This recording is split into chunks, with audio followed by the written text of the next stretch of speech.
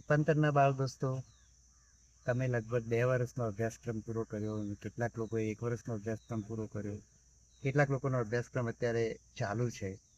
અને આપણે તમને કામ શરમવાળા કેટલાક લોકો શરમાળ હશે, સંકોચશીલ હશે, વર્ગમાં ઊભા થઈને બોલવામાં તકલીફ પડતી હશે, ઘરે મહેમાન આવે તો એ ઘરની અંદર જતા રહેતા હશે. તો આમાં કશું ખોટું નથી. દરેકનો અલગ અલગ સ્વભાવ છે. કોઈક બોલકા હોય, કોઈક શરમાળ હોય. બોલકા છે એટલે સારા છે, શરમાળ છે એટલે ખરાબ છે, અથવા શરમાળ છે એટલે સારા છે, બોલકા છે એટલે ખરાબ છે, એવું છે નહીં. આપણો પોતપોતાનો સ્વભાવ હોય અને એ સ્વભાવ પ્રમાણે જીવનમાં આગળ કેવી રીતે વધાય એની આપણે પોતાની રીત શોધી કાઢી. ધારો કે બોલકા લોકો છે, એમાંય તમને ધારો કે આપણે ડૉક્ટર જોઈએ તો બધા ડૉક્ટરો બોલકા હોય એવું જરૂર નથી. કેટલાક ડૉક્ટરો શરમાળ હોય, બરાબર. એ જ રીતે અને કેટલાક બોલકા હોય. એટલે બોલકો માણસ જ ડૉક્ટર થઈ શકે કે શરમાળ માણસ જ, શાંત માણસ જ ડૉક્ટર થઈ શકે એવું કંઈ હોય નહીં. પણ આજે આપણે શરમાળ માણસની વાત કરવી છે, કારણ કે હું શરમાળ માણસની વાત એટલા માટે કરી શકું કારણ કે હું તમારામાંથી જેટલા શરમાળ છે ને એમ હું પણ શરમાળ છું. કેવો શરમાળ? તો આજે પણ હું રેલવે સ્ટેશન જાઉં અને જો ટ્રેનનો ટાઈમ બાકી હોય ને કે અડધો કલાક પછી ટ્રેન આવવાનું છે, તો હું ત્યાં પેલું ડિસ્પ્લે હોય ને એમાં જઈને જોઉં. પણ જો બહુ કટોકટ પહોંચ્યો હો ને, 4 માણસને હું પૂછી લઉં કે ભાઈ કયા આ ફલાણી ટ્રેન કયા પ્લેટફોર્મ ઉપર ઊભી રહેતી. તો એનું કારણ શું કે મને જરૂર પડી એટલે મેં મારી શરમ બાજુ પર છોડી દીધી. મતલબ એ થયો કે મને જરૂર પડે તો હું મારી શરમ બાજુ પર છોડી શકું છું, બરાબર. તો જ્યાં જ્યાં આપણને શરમ નડતી હોય ત્યાં આપણે શરમ બાજુ પર છોડી શકીએ. એવો જ એક દાખલો, લગભગ તમારી ઉંમરથી થોડોક મોટો હું 4-5 વર્ષનો હોય, કોલેજના ત્રીજા ચોથા વર્ષમાં હું ભણતો હોઈશ. અને મારા પપ્પાના મિત્ર, એમની એક દીકરી, હું વડોદરા ભણતો ને દીકરી ભરૂચ રહેતી, એટલે એમણે મને એક ઘી આપ્યું. કેટલું ઘી આપ્યું ખબર છે? 17 કિલો ઘીની બરણી મને આપી કે ભાઈ છે ને તું વડોદરા જાય છે, મારી દીકરીને પહોંચાડી. એટલે હું એ બરણી લઈને બસમાં બેઠો વડોદરા જવામાં. અને મારી બસ, અમે લોકો, હું પાલનપુરથી નીકળ્યો એટલે પાલનપુરથી નીકળીએ એટલે મહેસાણા આવે, અમદાવાદ આવે, પછી નડિયાદ આવે ને વડોદરા આવે, આ રીતે હોય. એટલે પાલનપુરથી લગભગ દોઢ 2 કલાકે મહેસાણા આવ્યું. મહેસાણા પહોંચ્યા બસ બગડી હતી. એટલે અમે મહેસાણાના બસ સ્ટેશનમાં ગયા ને એટલે અમને કંડક્ટરે ટિકિટ ઉપર સહી કરી આપી કે હવે આ બસ જશે નહીં. અમે આ ટિકિટ બતાવીને બીજી બસમાં બેઠ.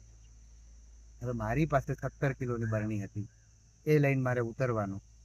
અને આપણે દરેક બસમાં ભીડ તો હોય, અને આ બસમાં પાછા આ બસના આખી બસના પેસેન્જર બીજી બસમાં બેસવા જાય એટલે કેટલી ભીડ હોય.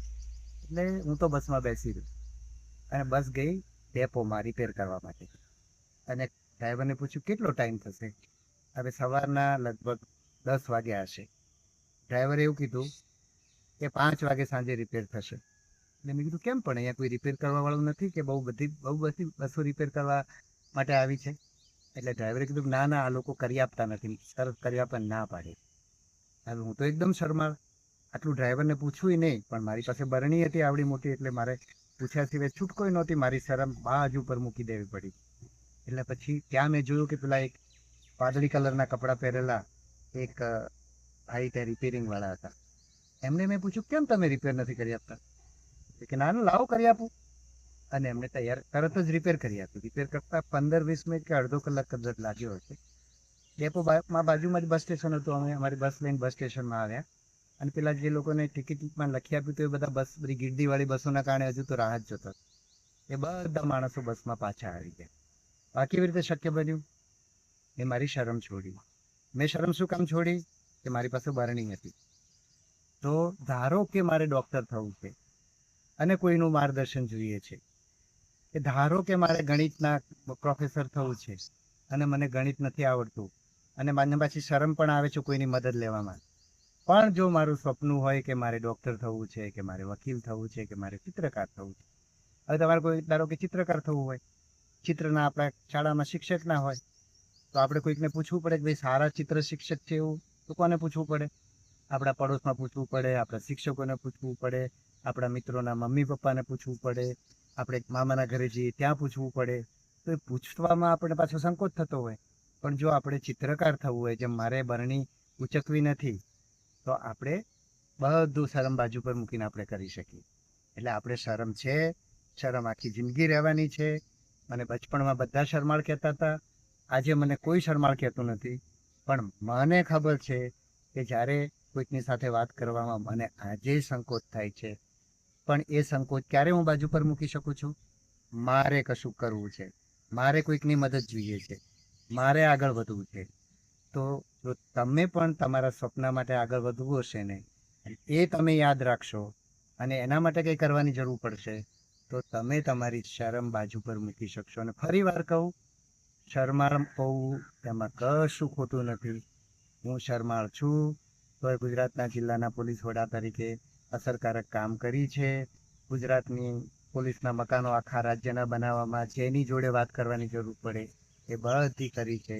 એટલે આપણે પેલી એક નેતૃત્વ અને લીડરશીપ સાંભળી છે. તમે લોકો તો એક આપણે રૂપાંતરમાં નેતૃત્વ ભણાવ્યું છે, તો આ જ નેતૃત્વ છે. આપણે કોઈની પાસે કંઈ કરાવવાની જરૂર હોય એ આપણે કરાવી શકીએ. એ નેતૃત્વ આપણે જે ઈચ્છતા હોઈએ ઘણા બધા લોકો કરવા માંડે, એ નેતૃત્વ.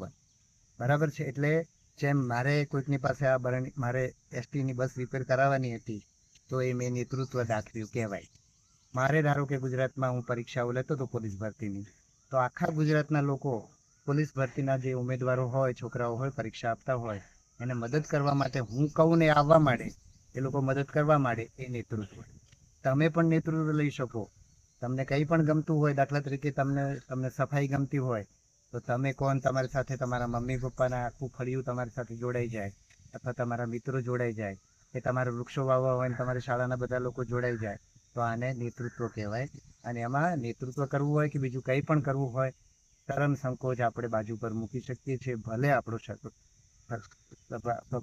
શરમાળ રહ્યો.